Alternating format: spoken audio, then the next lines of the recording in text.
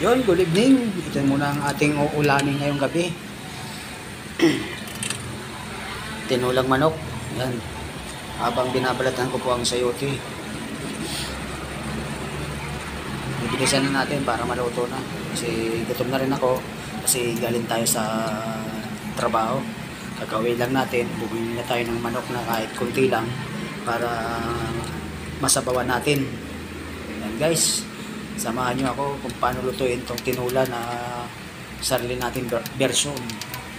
Uragong version po yan. Iwanan natin ang sayote. Iwanan natin ang sibuyas bawang.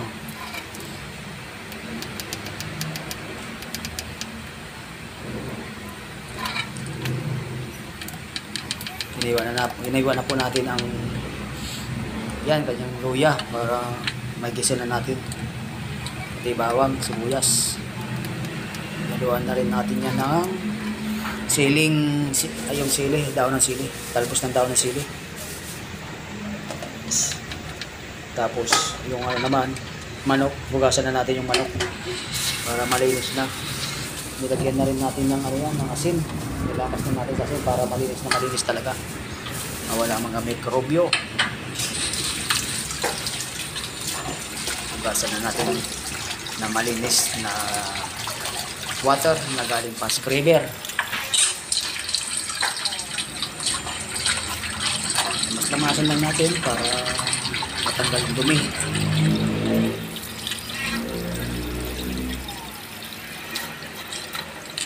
Yan nga po pala, yung manok na nabili natin ay halagang 80 lang. Para tayo makatipid sa buhay, kailangan marunong tayong dumiskarte. At para kahit mura lang, at least ay sold tayo sa kanyang budget. Ginisan na natin ang bawang, sibuyas at luya.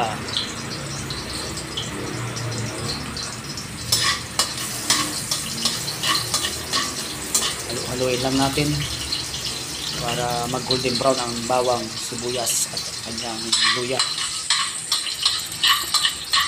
Lagyan din natin ng siling na bayan para lalong bumago pa ang ating tinulang manok. Lagyan na natin ang bawang po para maluto na. At kumain tayo ng malupit na tinulang manok.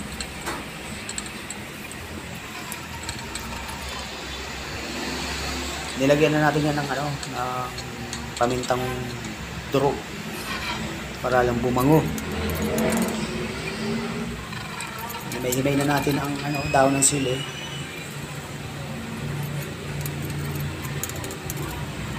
Tanggalan natin yung talbos ng daon ng sili. Kaya yan, sa mga nagtitipid po, dahil nilang malupit na ulam, murang-mura lang. Hindi ka gagastos ng 150,000. Mga 80,000 lang ang ginastos natin dyan sa ulam na yan.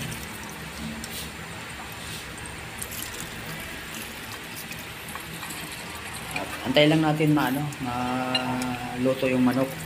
Sabay lagyan na natin ng tubig. Yung water na galing pa sa scraper, malinis na water na galing pa sa scraper. Yan guys. Sinalin na natin yan sa kaserola para yung sabaw talagang lutong-luto talaga yung manok. Nilagyan na natin ng tubig na galing pa sa scraper. Takpan lang natin, tapos pag kumulo, lagyan natin yung Knorr cubes. Knorr cubes chicken lang ang ilalagay natin pag tinula huwag yung pork. Lagyan na rin natin ang sayote para lumambot na rin yung sayote yan para wala nang angal-angal pa. Dinamihan na natin ang tubig na galing pa sa scraper.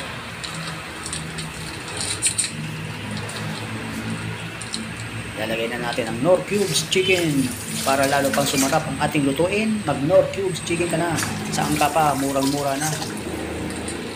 Guys, murang-mura na. Napakasarap pa. Malinamnam pa ang Knorr cubes chicken.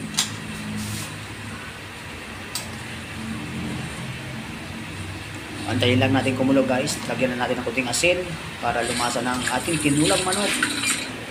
na luto ni Uragong Vlog TV. Yan nga po pala ang ating luto.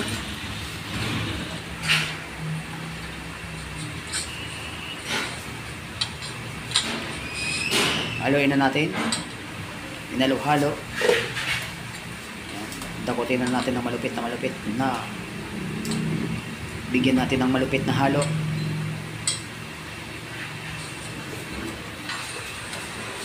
Takpan ulit natin para lalong maluto ang ating manok.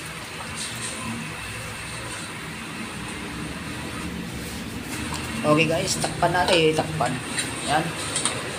Tingnan natin kung malambot na ang ating manok. Dahil gutom na rin tayo. Kulo na po yan.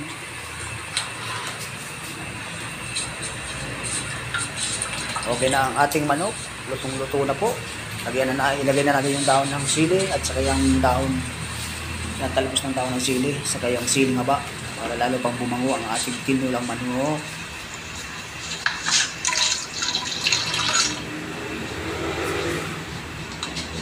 Halo ulit. Dakot ng dakot. Napakabango na po ng ating lutong tinula. Pwedeng-pwede na nalantakan yan. Tabla-tabla tayo dyan. Tabla-tabla. Ayan guys. Takpan ulit natin.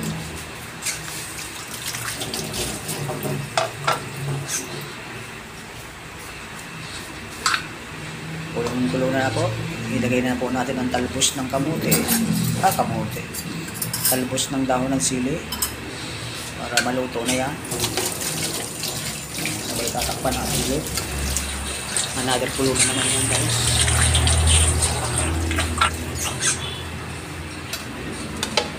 Kunting kulo pa, luto na po yan.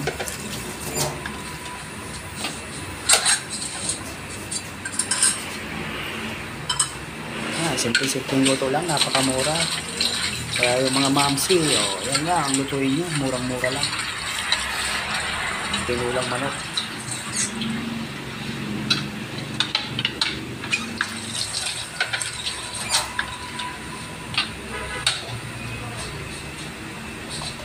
Medyo natatakam na tayo sa ating lutong tinula. Marami na naman maubos tayong kanin ito, lalo na itong gabi. Ay, okay. Medyo luto na po ang ating tinula. Kunti na lang at hukunin na natin yan. Tignan natin kung anong lasa. Malasang malasa na po yan. Basta may Knorr Cubes chicken, malasang malasa na po yan. Saan ka pa? Doon ka na sa Knorr Cubes chicken.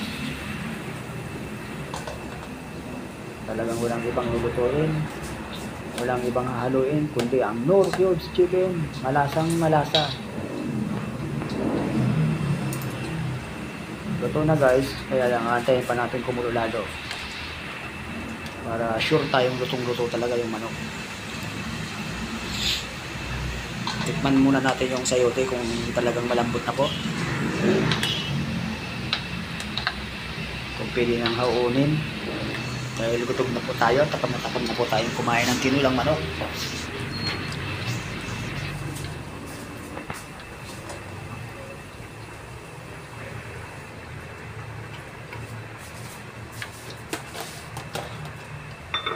Medyo malambot na po ang ating sayote.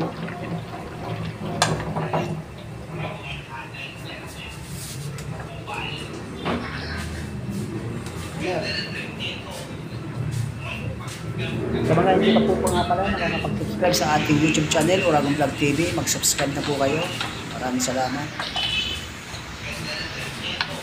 Uragong Vlog TV nga po pala. Please subscribe. Maraming salamat. Yan po, luto na po ang ating tinulang manok. Uli na po natin, lagay na natin sa lagayan para tayo ay kumain na. Wow, nakakataka.